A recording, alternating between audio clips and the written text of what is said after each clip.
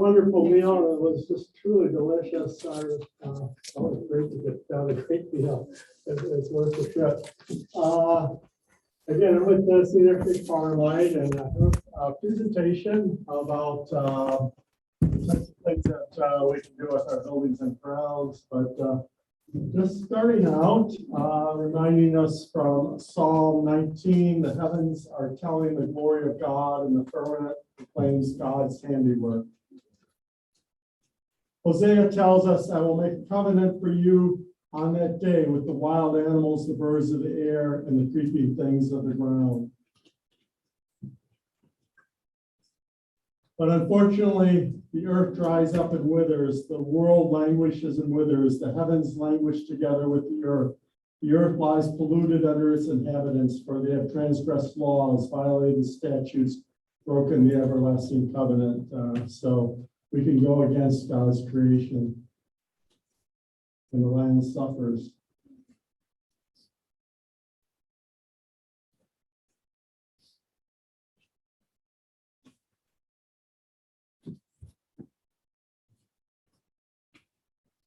But there is also hope for the land. Isaiah tells us, for I will pour water on the thirsty land and streams on the dry ground. I will pour my spirit on your descendants and my blessings on your offspring. They shall spring up like a green tamarisk, like willows by flowing streams. Wildlife restored. This is State Farm headquarters in Virginia. They restored it to original prairie. That's what original prairie looks like. This is in Nashville. It's our dragon boat races, and the Cumberland River Compact works to restore the Cumberland River. And so there's work with that. And then, of course, buildings renewed. So for our care for creation, we need to consider our congregations and your congregation's faithful response. As we did this morning in worship, remember to praise God for the beauty and blessings of creation. As we did this morning in song, praise God for the wonders of creation. And there's some of the hymns, and we sang at least one of those this morning. Remember to express concerns in prayer for drought and famine, for coal ash and oil spills, for those suffering from increasing severity of tropical storms, for those suffering from asthma linked to air pollution, for species facing extinction. Remember in our sacraments, remember that our sacraments share God's grace to the elements of creation, water and baptism, grains and the fruit of the vine and communion. As we are this morning in Christian education, devoting time to studying our relation to God's creation. In Bible study, and finally in book studies is another thing that congregations can do. And in service, sharing local food, planting trees, fruit, or a garden, engage in stream, wildlife, or wetland restoration. An electronics recycling Saturday. This is us in Nashville, the Nashville Food Project. They grow and get organic food, and then they share in feeding programs throughout the city. This is an urban food forest. You can actually grow much of your grounds in a beautiful way, in a way that much of it is edible. Planting trees. Many congregations have found it advantageous to cool their buildings and restore their areas by planting trees. And finally, this is something that we also do in Nashville, Electronics Recycling Day. We all have that junk in our attic, the TVs, the computers, whatever, that we don't know what to do with, and it's hard to recycle. So we gather together, and we also do paper shredding, and we do medicine, we do Goodwill, and we have a store that collects items on it, and cars drive up and drop off those items. And finally, what we're going to really focus on today is our stewardship, the intentional about including creation care and church stewardship. We can both care for the earth and usually save funds over time to put money towards missional work of the congregation. So take the time to find what is best for Highland here. Recycling, of course, and reusing. Lighting, using natural light when possible. Put up little signs to remind folks to turn off the lights. If it makes sense to do so, it doesn't in all congregations, but you can install motion sensitive lights. And finally, LEDs. LEDs are the future of lighting, and for the purchase of them, you save the money almost immediately. Little sign from Interfaith Power and Light reminding us to turn off the lights. LEDs. Heating and cooling, programmable thermostats. Ceiling fans, you might think that they take energy, but they actually save energy by redistributing the heat and the cooling. And having an energy audit to find out how to both save energy and money. I know that you're considering that here. So again, ceiling fans help cool and heat. Programmable thermostats. And the fellowship meals like we've done today include local food and meals. This has been a great vegetarian meal. Fair trade and sustainably grown coffee and chocolates. As an example, Harvest Hands, a social enterprise connected to the Methodist Church, which trains at-risk youth in coffee brewing. And then they sell this great coffee, so finding fair trade coffee as a possibility too. And so again, it's just remembering to celebrate God's creation in this wonderful meal that we are today. How are congregations responding? Well, here's a few examples from Tennessee. McKendree United Methodist Church, they have a rooftop organic garden which produces fresh vegetables for their daycare children and for guests at the community kitchen. South End United Methodist, this is a small church. They've done facility upgrades that have reduced utility bills. They've got rain gardens which nourish their garden, which produces fresh vegetables for summer children's programs and the summer food ministry for the immigrant population in the local area. They went through a process. They presented a phased plan energy improvement to the administrative council. They studied it for Wednesday night sessions addressing costs of current energy use of the environment and participants' lives. Like we did this morning, a worship service and sermon focused on stewardship of creation, and they raised over $3,000 for improvements to cover materials. There was a lot of congregational labor because they had that in this congregation. At that time, they changed over to CFL bulbs, insulated the attic of the fellowship hall, weather stripped the exterior doors and the sanctuary, caulked windows and fixed storm windows, and insulated 3 fireplaces, shut off 2 of the 3 electric water heaters that were doing nothing, had no use, except they needed them for room in the end when the homeless came in, and so they turned them on. And they reprogrammed the computerized thermostats. And there were significant savings. The annual cost for electricity and natural gas in 2008 was $15,000. The annual cost of the same utilities 1 year later was $10,500, down 30%. So that $3,000 investment saved them almost $5,000 a year on their annual cost. So this is more money for ministries. Bryce Franklin United Methodist Church, they cut bulletin production almost in half by reusing early service bulletins in late service, savings around $500 per year. Changed their sign lighting and saved $800 in 1 year just for their exterior sign. Identified all interior lighting that ran for a minimum of 40 hours per week and changed over to LED fixtures and bulbs. And the payback was about 16 months on that. So they got better lighting. And it was all paid back in 16 months, and now they're saving money. They changed out 7 8-back units and have reduced running times on the remainder, savings around $12,000 to $15,000 a year. Over time, have implemented a full recycling program, which has reduced waste by about 2 cubic yards per month. They're looking into a gray water irrigation system using runoff from the roof. And they've installed a 30 kilowatt array of solar panels. And it's kind of neat. They have a little meter in their narthex that just kind of shows the electricity that's produced by those solar panels. Cool congregations. This is the program that I mentioned in the service that we got a small grant to work with the national organization and for congregations like yourself on cool congregations. And there's several categories. There's a challenge at the end of the year where congregations can show what they've been doing. And there's several categories. One is just to make a good plan. You know, some congregations are just starting out, and so to make a good plan, have an audit, and just make a plan about what's best to do a little bit of fundraising around it. And so that's really kind of the place to start.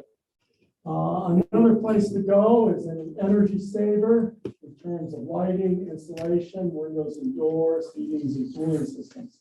How can energy be saved? And again, I found, and congregations just find this over and over and over again. If it's done well, if it's done properly, it's a win. It's a win because you both help the environment, you help God's creation, and you save money. You save money on utility bills. It's just good stewardship, really good stewardship. In some cases, it makes sense to explore renewables. Solar is Christ UMC did. Wind doesn't make a lot of sense here necessarily. Geothermals is a real option. And solar water heating. So that's another category in the cool congregations. The other is in terms of sacred grounds, what you're doing with what congregations are doing with their grounds, native landscaping, organic gardening, water conservation, bike racks, wildlife habitats, and recycling and composting. Community has inspiration category. This includes congregations that inspire congregants to save energy at home. It also includes congregations helping their communities transition from fossil fuels to clean energy and become more resilient and prepared for the impact of climate change. And the final is in terms of electric vehicles, put in charging stations out in the lot and do outreach and educating around EVs. And again, no congregation is going to do all of these things. It's not expected to. That's why there's 6 different kits. So you choose an area to focus with. You start with a plan, and you move into what makes most sense. Makes most sense for the congregation, and it just every congregation works a little differently this way. I'll just share here because I was asked to share some exemplary examples around the United States. So I was asked to talk. And so these were the winners. There's a challenge. You put together what you've done, you submit it to the national. And these were 4 of the 6 winners on this, and they received $1,000 for their work and national recognition. The Cool Congregations Planner is in a tree and Orthodox church in Tucson, Arizona. They develop plans to beautify and cool their neighborhoods with newly planted trees and build food gardens to serve the food insecure in their neighborhood.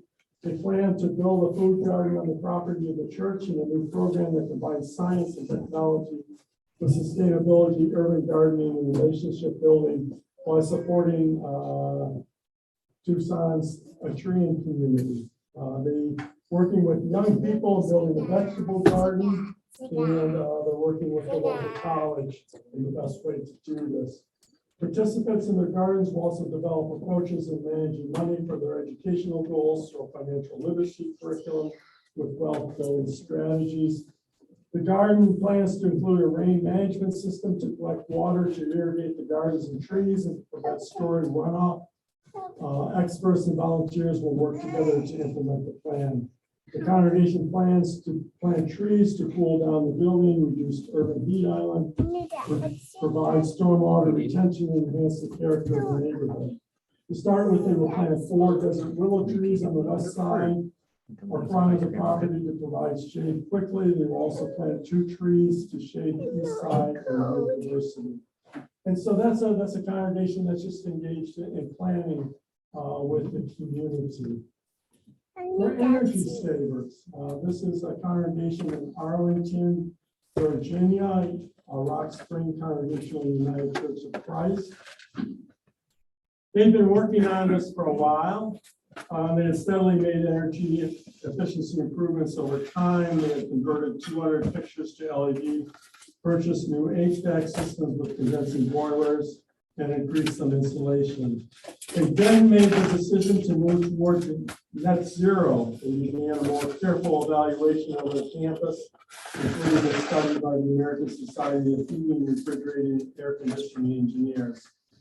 They've completed phase one at the cost of about $400,000. The money was borrowed from their endowment at a rate of 3% to be paid back over 30 years. They believe that this is a very large upfront investment, but that will lead to huge future savings. The $33,000 annual pre-COVID utility costs could decrease as much as 75 to 85%. So again, even though there's a really large upfront investment, the savings per year is very considerable. In October of 2022, the solar panel installation on the Carpenter Hall was completed. A total of 120 modules. The contractor's sustainable energy systems projects energy savings of 52%. They had to put on a new roof, which they needed for the church anyways. Less visible but equally important for energy savings is the completed installation of blown insulation in all buildings. They are now engaging in phase two, which will include weatherproofing and shades for the large sanctuary windows, replacement of other windows, automation for heating, cooling, and room heating, and upgraded security. For the renewable role model, this is the United Methodist Church in La Mesa, California. It's a very historic building, like this one. They celebrated its 125th birthday in 2020. The sanctuary is over 100 years old. The trustees began with some easier, less expensive decisions. Double pane windows were installed throughout the education building and the social hall. And in 2016, the church began the transition to totally replacing all the incandescent bulbs with LED lighting. This was completed in 2016 at a total cost of about $44,000. A total of 173 lights were converted to LED lights. In 2020, they converted all exterior lighting, including the labyrinth and the uplit palm trees. In 2020, they installed 156 solar panels over the two roofs of the education building and the social hall at a total cost of around $175,000. The church membership took out a loan that allowed them to make an annual payment of about $15,000 for 25 years with a payout available at the end of year 7. So again, in the year 7, they're going to get a payout for this. Their utility bill has dropped to almost zero with the exception of fees and charges. The yearly payment for the new roofs and solar equipment is about the same as they were paying in electric bills. They will pay off the note entirely after 7 years and not go to the full 25 years of payment. They continue to make upgrades. They've installed a new HVAC system and installed insulation above the ceiling tiles for both sound and temperature insulation in the social hall. And the final congregation, I'm originally from Michigan. This is a Jewish temple in Kalamazoo, Michigan. They began by installing 2 electric vehicle charging stations in the parking lot that they're building in spring 2021. And they went on to educate others about the advantages and are advocating the adoption of EVs to elected officials. Their level 2 EV chargers came online in early summer of 2021. They put a lot of time into planning this. Our congregant, who was an electrician, installed the stations and helped decide the appropriate size and location. Chargers are powered through their account with Consumers Energy, and they received a rebate from Consumers Energy to the M-Drive program that provides incentives. They paid for the balance of the cost from the general fund with the addition of a donation specifically earmarked for this installation. They've also worked with an effort throughout to encourage other houses of worship in Kalamazoo and Southeast Michigan to install these chargers. And so they're engaged in community outreach. So far, 2 of the congregations who participated in this outreach have now installed chargers, and they're hoping more will follow. And they've also done a roadshow on this. And the event featured a range of electric vehicles and presentations about the potential of electric vehicles to transition away from fossil fuels. So again, they're doing the electric charging, but they're also doing community outreach. So these are kind of the gold standards. These are the winners. Most congregations don't quite get to this kind of level, but that's the kind of exciting things that can be done. So in Tennessee, what are we doing here? Again, Interfaith Power and Light. Well, we got a small grant from the national to assist 10 congregations to take the challenge. And so we're in conversations with you all that this makes sense. And so what is the process? We're going to have some introductory online workshops August 16th, 20th, and September 1st. We'll identify the 10 congregations. We'll have an orientation workshop in late September. And you've already got a green team, the sustainability committee. And then we'll provide a focus online workshop for your congregation if you decide to go with this. And we'll also provide assistance to calculate and track energy using utility bills, using basic statistical analysis, and the potential benefits. So we'll help you analyze the potential benefits of this. What are the costs? What are the benefits of this? And then we'll provide up to 2 additional consulting sessions with the congregation, and we'll continue to work with the congregation. But this is kind of the nuts and bolts of it. The congregation will develop a plan, put together something for the challenge by December, and then we'll continue the constellation information in 2023 and beyond. And so my understanding, you've already begun on this process. So we just love to work with you if it makes sense on this. And again, we've got folks involved with this who know all the technicalities of this and can help identify who might be able to provide an audit if that's necessary, and analyze the utility bills and just look at the buildings and grounds and see what makes sense. Because again, there's all sorts of possibilities, as you saw from what all these different congregations are doing. And so it's basically just what makes sense. There's no one size fits all in all this. It's just what makes sense for your congregation, what fits within your budget, but also what's going to save you money, what helps the mission out in the community. And what helps the congregation care for God's creation as best as we can. And so that's the process. So again, we'd be excited to work with you if you want to go in that direction. And again, the only commitment is that you work with us and to figure out what makes most sense for you. And if it makes sense, then to put something together for the challenge. And again, it's not a big application process. And each of the 10 congregations who enters the challenge will get a $100 gift card from us too, in terms of buying something that makes, that furthers this mission. And so the time putting that together is well spent too. So that's our presentation. Again, I think there's just tremendous possibilities in this. You've got a beautiful building here, but with the older buildings, it's always a challenge with energy and such. And so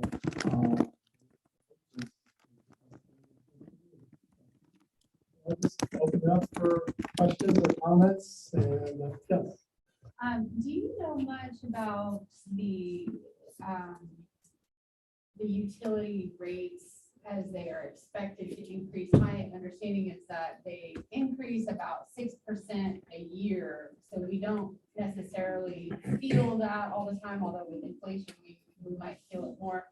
But but that at some point, energy is expected to spike, and when everybody's driving electric cars, we put solar panels on our house, and that's sort of the talk that we got. And I asked professors in the UT, and we have a member who works at TVA. He's not here, but he explain that everybody seems to say the same thing. I don't know when.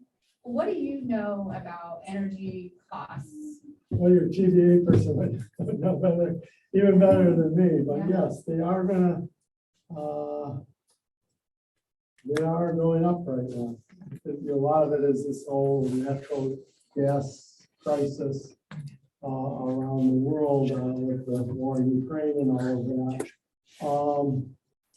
And so, but also, with some of these renewables and all of that, they may not, hopefully they're not going to explode right up.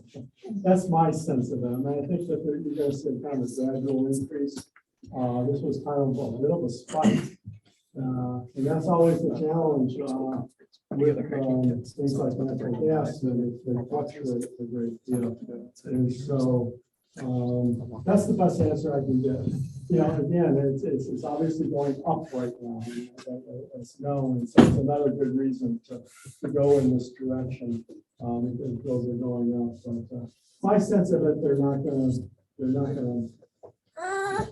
to see just a huge increase. I heard that solar and wind are cheaper than coal for the first time. Yeah, that's true, because installing solar and wind are now becoming some, particularly with the spike in natural gas prices. They're very competitive across the country. They're very competitive across the country. How many churches in Tennessee? I saw McKendree Methodist and then another. It was all Methodist church. Yeah, that's because I'm a Methodist and I'm making this presentation really to Methodist churches, so I apologize to the Presbyterians in the room, which is all of them. And so that's where that came from. So, there's Presbyterian churches doing it. There's churches across. I don't know how many, because this is the first time that we've kind of really gotten formally into this is Tipple. So that's part of what we're finding out is we're going around talking to congregations, see who's doing what. And so that's a good question. And I know some congregations have done a great deal.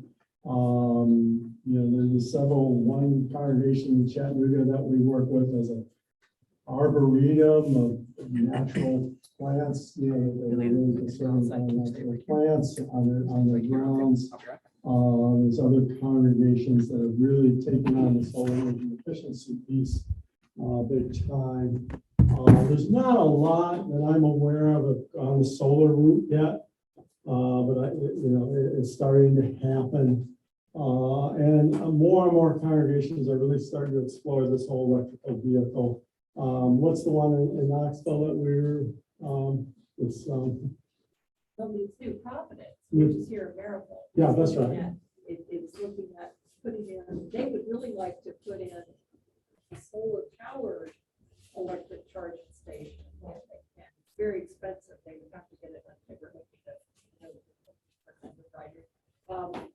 anyway, I'm Courtney Shea.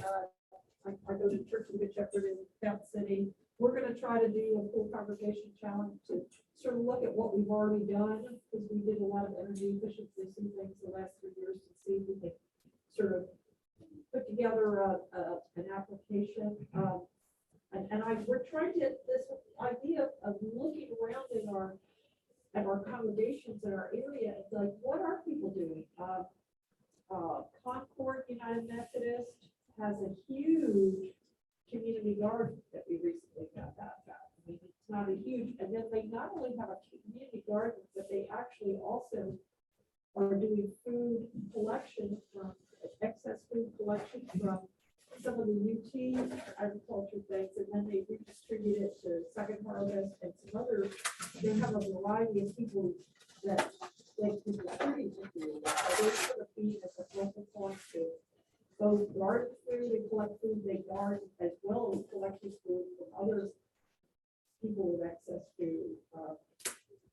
That's a really interesting thing that's going on here. I want to reach out to one of the Catholic church that's with Knoxville Catholic High School is doing some really interesting things with their grounds, with the way they're using their grounds and making their grounds because one piece of this is the sacred grounds, but then they again, they're doing, there's a fair number of community gardens. I know there are, and, one of the things that, one of my heroes in Knoxville is a inner city pastor, Chris Battle, who actually decided that instead of pastoring from a pulpit, he wanted to pastor from a garden, because he said the interaction he gets when he meets people, but that a homegrown tomato is different than when he speaks a sermon. He said that the type of community he's able to build through food distribution is a different, and there's a terrible food desert in East Knoxville. There aren't food grocery stores there, and they've created a farmers market there, and plus he's created a little inner city tiny farm, like 2 acres. There's a fair amount of vegetables, so that there's some interesting stuff going on. There's a church in Nashville that's doing geothermal. Yeah. Done very well with geothermal on Franklin. Yes, it's actually in Franklin. One of the things I'm trying to find out is for us to know, what successes other congregations have had, and how can we reproduce those successes? How can we share that information with ourselves?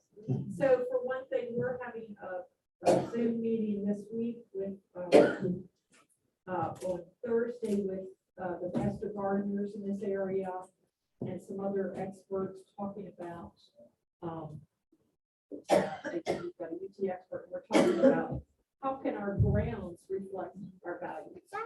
What is it in our grounds, whether it's establishing a pollinator garden or just using our grounds differently, cutting down pesticides. What is it we need to do so that our grounds reflect our character? If anybody's interested in that webinar, I can get you this. But really kind of the way to go with all of this is that, I mean, the place you usually start, I know you've already started on this, is really looking at your building and figuring out where you can save money. And there's always just easy ways to save money. The second thing is, to look at your grounds and to see if there's anything that you would, like to do there in terms of planting trees or again, some congregations like to go the garden route, but others don't because there's work involved in that. We have a garden. You have a garden, okay, that's good to know, okay, so I'm learning, so you have the garden. And so you already got the garden, and so you really already moved into the kind of the first 2 tiers of that, and then the third tier is to look more substantially at the building in terms of more heavily investments to save money over time. And the fourth thing to do is to look at renewables or charging stations and explore those types of those options. And so those are really, this congregation is already well advanced in the first 2 steps of that. And so it's really been exploring steps 3, which is looking more substantially at the building here and seeing what might be done. And step 4 is exploring again, renewables and charging stations and things like that. And so, I just had a comment for everybody and then a question for you, but I don't know if everybody knows that the Sustainability Committee is trying to get our ducks in a row so that we can apply to become an Earth Care congregation, a designation within the Presbyterian Church. And there are certain things we have to meet. There's a whole application. And so when Daniel says we've already started, we've started looking at everything that we meet already and that we want to accomplish so that we can do that, submit our application in January. But our facilities, at least as far as the Earth Care congregation goes, we're in a really good place.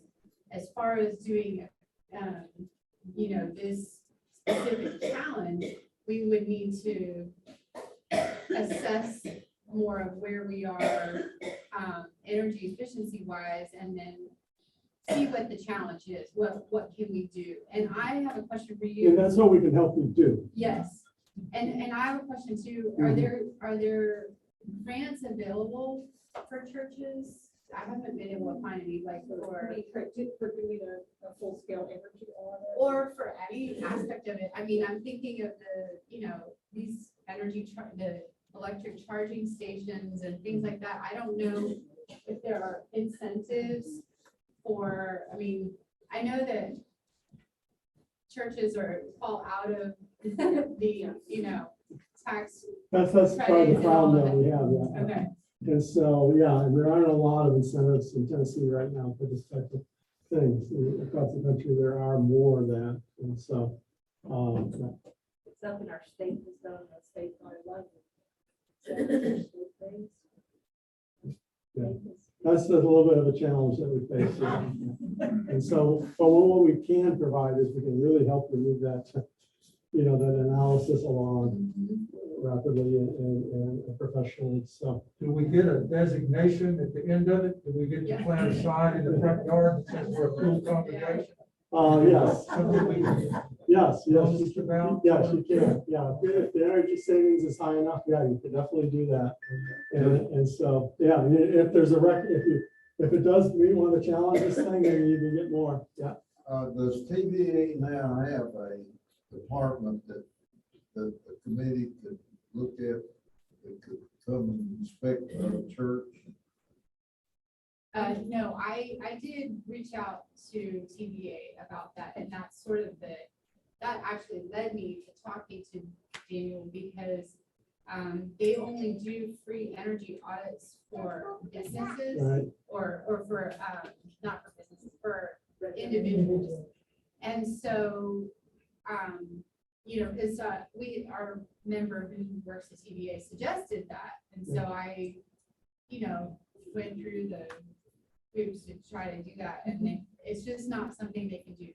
So we might need to pay for a professional audit. I mean, we could go around and, it's kind of like the difference between a professional home inspection and just going around and identifying things. We want to have something, because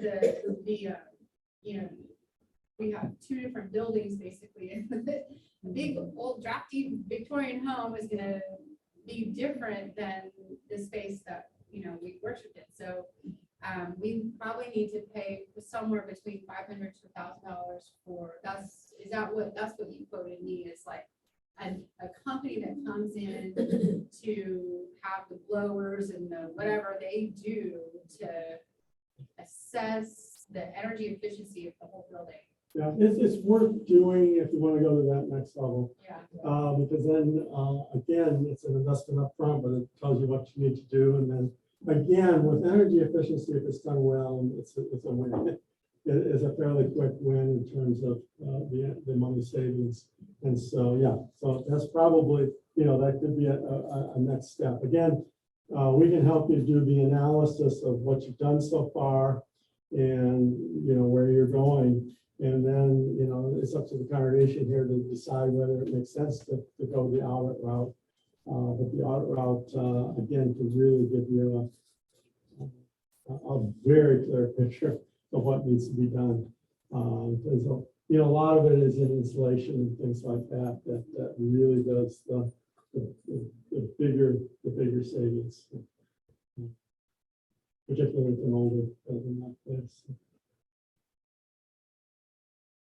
I wish Rich were here, because he looks at our energy costs month to month, and so, he would be somebody who knows about the increases and Right. and whatnot. Yeah, there would be somebody that would really, Yeah. want to get involved in this whole process, so. Well, we've got those 3 dates, and we'll be sending those out. We don't actually have the times plugged in yet. When we do have a consultant that's going to be doing a presentation and answer some of these questions a little bit more specifically. And I think before that, I mean, you're not the only congregation who probably wants to do an energy. I need to ask around and see. I could reach out to one person I know who does it for businesses and to see. Somebody will do it for. And so for working with us, there's no cost or risk. Other than the time that you put into it, there's no cost or risk. There is cost if you go the audit route, that kind of thing. And so that's outside of us. But we can help you look at all this. Again, we've contracted with somebody who does this, as a professional expertise to do this work in terms of analyzing bills and all of that. And so that's the person that you would be working with one of these, these consulting sessions. Again, I'm more in terms of education and advocacy and all that. I'm not the kind of person who does the real energy efficiency types of things. But we do have a person that we've contracted with to work with us on this. And so that's the person that you'll be working with, who's working with. That's what he does. He works with faith congregations across the country on this type of thing. So he's just moved from Nashville to St. Louis. So he'll be working online with folks, but he's a man who does really good work with all of this. And so that's kind of where we're at. Again, we love to work with you. I think that what you're doing is exciting here.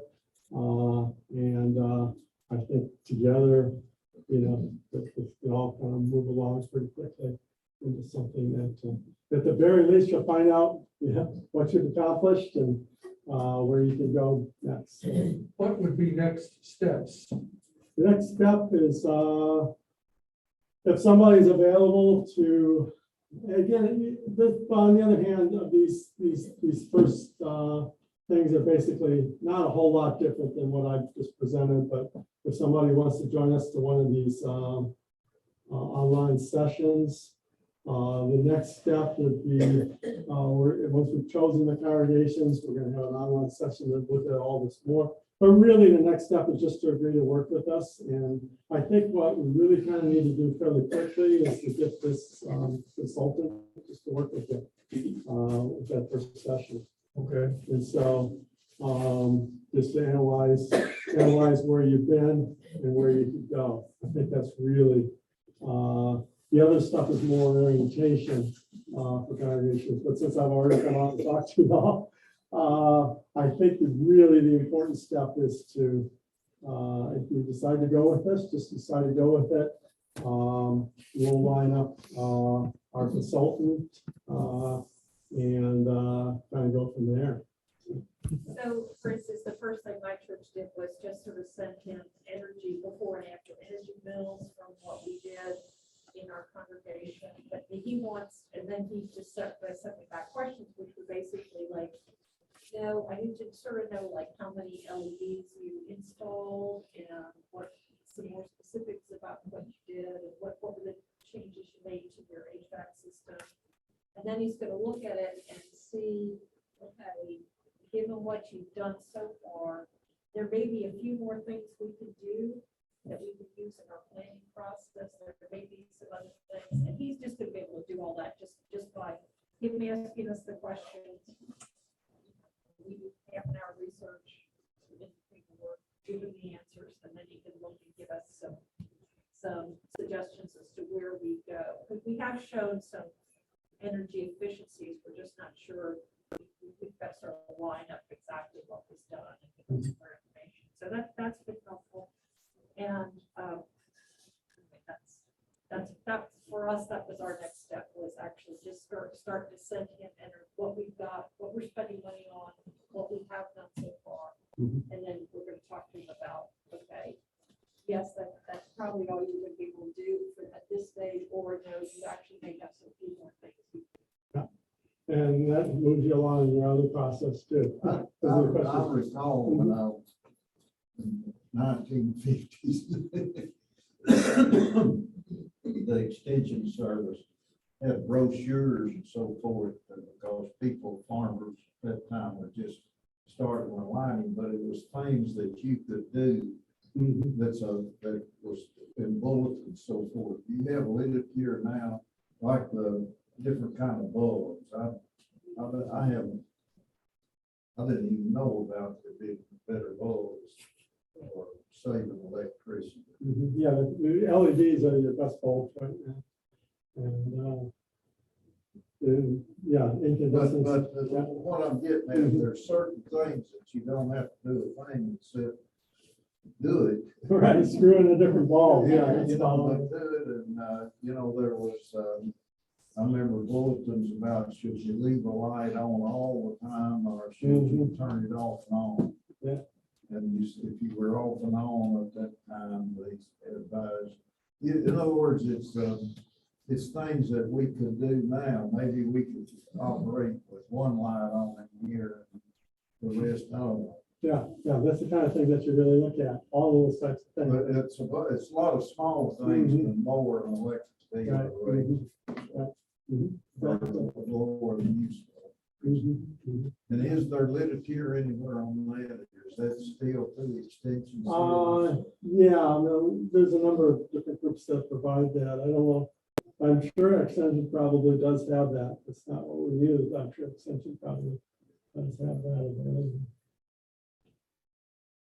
So, If I can just kind of, I'm going to take it as an opportunity to also talk about something else, but just kind of talking about offsetting the things that we do. Like we print a bulletin every single week, and that is one of the best tools that we have in terms of worship, especially welcoming people in. We put a schedule in there to keep everyone updated with what's going on.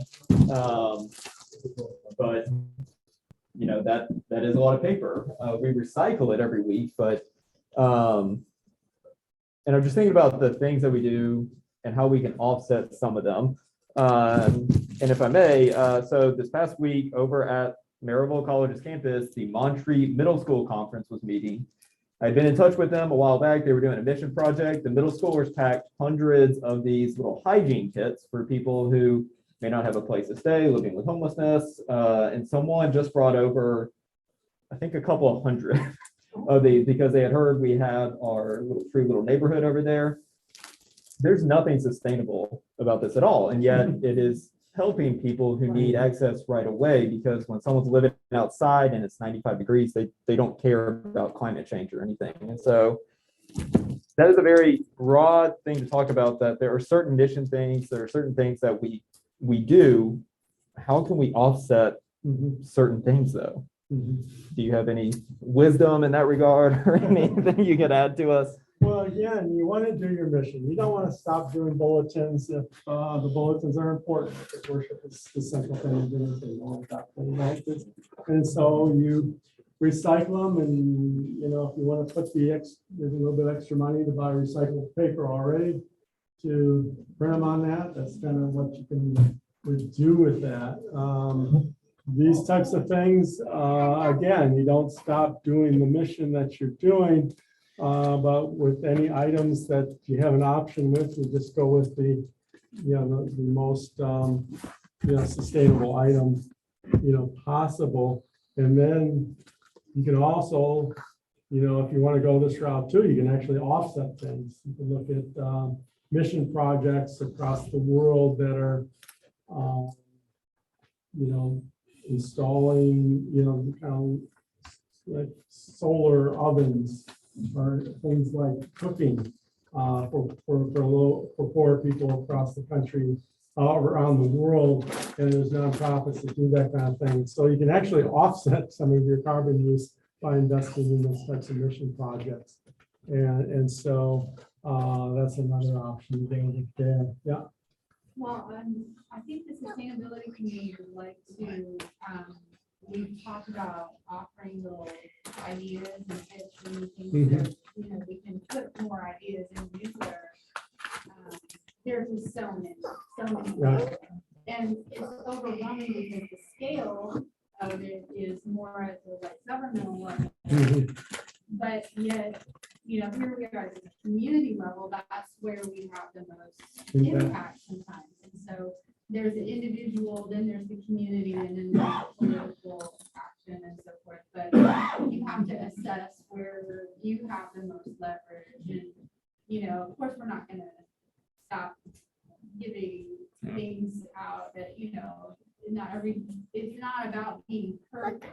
It's about being, effective with the biggest, that's why energy is more, you have more impact with energy transition than just like trying to swallow every little piece of plastic that you touch.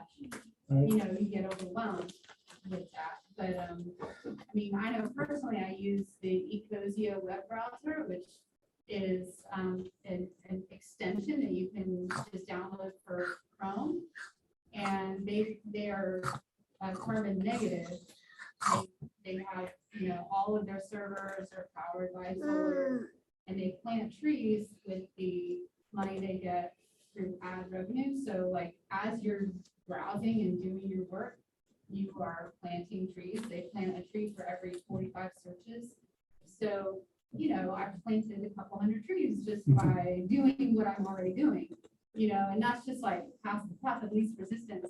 But then I read that the Presbyterian, I can't remember, I need to go back and find it, but when they chose to divest from the 5, they've already been divesting, but there were 5, I think, oil companies that they recently chose. And I read somewhere that there's some kind of fund that is in operation for, if you want to contribute to offsetting your air travel, because that's air travel, if you consider in the course of your life, you know, that's one thing that is like the highest emissions. But figuring out how we can offset, just if you're, you know, if you have to fly for your job or whatever it is, you know, that's one area you can have a big impact. So it's not about the little things as much as like The really big things. I think, yeah, expanding the- you're really onto something there. And if you wanted to offset people,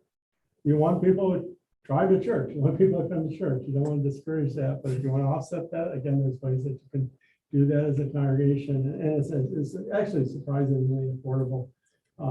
These kind of projects across the impact that they have across the seas. It's just another form of mission, basically. You're offsetting by making a missional commitment, and you know, often that can be done through the Presbyterian Church. You know, and so just find a good mission to offset things around is another way to kind of do that, because we're all trapped in kind of these, we're all in a fossil fuel energy system right now. And that's something that we can't control. What we can control is what we do within it. And so yeah, this is, and you know, you really seem to be on the right track. And so I think you all are on the right track. And so that's yeah. Is this a committee level decision to say, yes, let's try to become a full congregation, or is it a session has to decide? Yeah. Okay. It would be probably sustainability committee talking about it, seeing what we can accomplish, because we're also going for earth care designation, and then, you know, bringing it to session to have a vote. You know, we would need to have a very clear. And the sustainability committee talk to the consultant and before we make a recommendation to the session. Yes. Okay. And again, we would also help you along on your on your Presbyterian designation. So I think that would be, I think, a commitment that we could do. And so just help you kind of analyze that. And move that along. So it's all a holistic thing. So you don't feel like you're having to do 2 tracks at once. It's basically all one track, and you know, we would need an organization helping you do that. And so feel like you've gone through, you know, a lot of complications, which is what we don't want to add to, a lot of complications. We want to be able to add some resources. Is there anybody asking us from the Presbyterian to talk us through the other designation? We'll just send us the paperwork and check it out. The are you talking about? Yeah. Their designation. Is there any, I'm sorry. Is there anyone visiting us from the Presbyterian Church in the U.S. like this gentleman is offering to do, I don't, sending us a consultant? not, well, not necessarily. I haven't seen anything. We are a number of Presbyterian churches there now. And they have resources and things, but I don't know that they have anybody to come and like guide us. We're not far away from being able to meet that designation, but what we have to do is identify the things within those areas of our church that we need to do before the end of the year if we want to do that. But I think Daniel's point is well taken, that the school congregation's challenge does not distract from the earth care designation. It's all part of the same vision for. So guess what with these questions, I'm leading, these are leading questions. Why in the world wouldn't we accept his offer to give us, provide us with some consultation? You guys gonna meet directly in front of everybody? I'm asking Alon, the chair of the sustainability committee. Should we make this recommendation to the session?